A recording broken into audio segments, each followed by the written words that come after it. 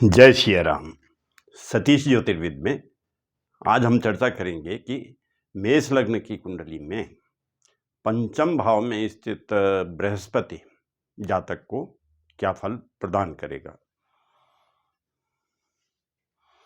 देखिए, बृहस्पति जो है एक सौम्य और शुभ ग्रह तो है ही है, और मेष लग्न की कुंडली में भी ये शुभ और कारक ग्रह के रूप में माना जाता है, क्योंकि ये लग्नेश मंगल का मित्र है और भाग्येश भी है, त्रिकोण का भी स्वामी है, इसलिए निश्चित रूप से ये शुभ ग्रह है। लेकिन ये जो बृहस्पति है ये भाग्य भाव का स्वामी तो है, लेकिन साथ ही साथ व्यय भाव का भी स्वामी है। भाग्य भाव का स्वामी होने के कारण इसमें 70% शुभता होगी, और व्यय भाव का स्वामी होने के कारण इसमें 30% नेगेटिविटी होगी, और दोनों का प्रभाव इसके फलों पर पड़ेगा। अब हम ये देखते हैं कि ये पंचम भाव में ये बृहस्पति जो है वो विद्या, बुद्धि और संतान के घर में है, और हमें ये भी ज्ञात होना चाहिए कि जब किसी खराब भाव का स्वामी किसी अच्छे भाव में जाता है तो अच्छे भाव के फलों को थोड़ा बहुत खराब करता है, लेकिन जिस खराब भाव से वो ये ग्रह अच्छे भाव में जाता है उस खराब भाव के फलों को भी अच्छा करता है। तो इसलिए ये बृहस्पति जो द्वादश भाव के फल हैं, द्वादश भाव के जो अच्छे फल हैं उनमें वृद्धि करेगा। द्वादश भाव के अच्छे फल क्या हो सकते हैं? एक तो खर्च से संबंधित होता है, और दूसरा जो बाहर के लोग हैं, जन्मभूमि से जो बाहर के लोग हैं या विदेश भी हम कह सकते हैं, तो उन लोगों से इस व्यक्ति के संपर्क अच्छे रहेंगे।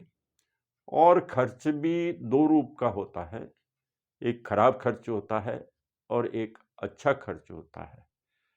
एक खर्च ऐसा होता है कि जिसको बियर करने में बहुत दिक्कत होती है, और एक खर्च ऐसा होता है कि जिसका संचालन जातक आसानी से कर लेता है।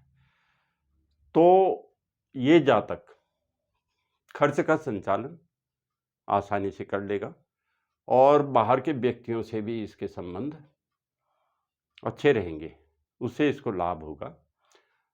लेकिन अभी जैसे मैंने कहा था कि ये अच्छे भाव का भी स्वामी है बृहस्पति और खराब भाव का भी स्वामी है, तो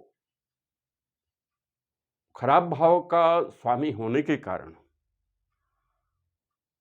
ये बृहस्पति क्या करेगा कि जिस भी भाव के अच्छे फल प्रदान करेगा उन अच्छे फलों में 30% कटौती कर देगा, क्योंकि ये व्ययेश भी है।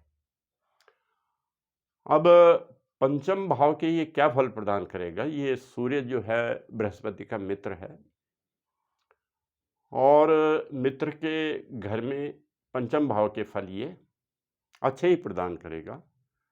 विद्या बुद्धि से संबंधित, ज्ञान से संबंधित और संतान से संबंधित अच्छे फल प्रदान करेगा। लेकिन उस अच्छे फलों में, जैसे मैंने पहले कहा कि जिन भी भावों की अच्छे फल प्रदान करेगा उसमें 30% कटौती कर देगा। क्यों कर देगा? बेस होने के कारण, व्यय भाव का स्वामी होने के कारण। तो वही इस पंचम भाव में भी ये स्थिति उत्पन्न होगी। और ये जो बृहस्पति है पंचम भाव में सूर्य की राशि में है। सूर्य जो है एक क्रूर ग्रह है, तो इस कारण से इस जातक में गुस्सा हो सकता है, क्रोध हो सकता है इसमें।